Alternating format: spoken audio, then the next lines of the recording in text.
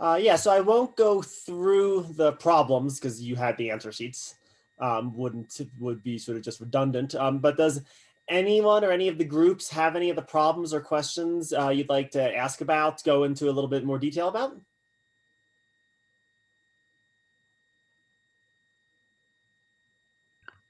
I actually do have a question. Go ahead, please. So for number, sorry, yeah, for number three, you said that a few other options could work for it. Mhm. Um, I guess my question is at what point should we know that we have enough detail in? Because like for example, I didn't include the I'm just the pulling it up right second now. point.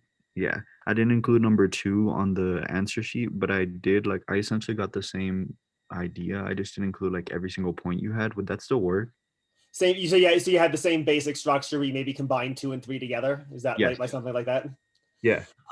Yeah, so this is maybe a good opportunity to talk about how it's going to work on the exam too, because I'm not going to make you upload files. That's a mess of technical chaos.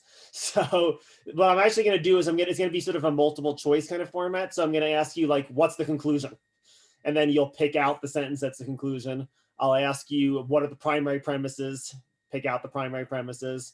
What kind of support do they use? You'll answer that as a multiple choice question. Are there any subordinate premises? Pick out those. What kind of support did they use? That doesn't answer your question necessarily, but I was just trying to give you a sense of what it'll look like on the exam. And I'll have a practice problem for you all to work on next week to show you exactly what it will look like. Uh, so there is some flexibility with these problems. The most important thing is that you're getting the overall structure right rather than necessarily all the details. And like I said, depending on how you standardize things, you can get more or less detail. Generally speaking, the more detail is better. That doesn't mean less detail is necessarily a wrong answer. It just might be like not quite as good of an answer. If you combine 2 and 3 together, you're just giving less. The 2 and 3 are distinct claims, so that's why I separated them.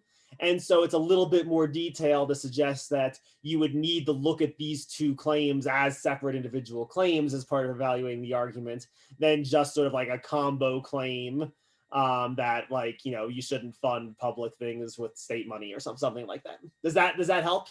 Does that Yeah, it does. Thank you. Okay, good.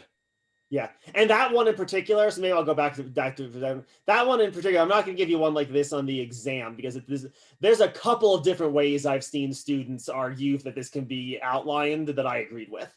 It pertains to what you do with number 4 is the big one that I've seen people sort of propose some different things to do with it, and my stance is always going to be if what you're doing works, I'm fine with it even if it's not exactly the way I would do with something. The problem will be if what you're doing doesn't work. So like, I don't think you could, I don't think you could flip 5 and 6. I don't think 5 could go here, 6 could be here. I don't think it makes sense to see 6 as a reason to believe that 5 is true, right? But if you come up with something that does work, yeah, I'll give you points for it.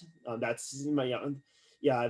The goal isn't to say that you have to do it the same way that I do it. The goal is almost the way you're doing it has to make sense. It has to be clear and intelligible how you're approaching the problems.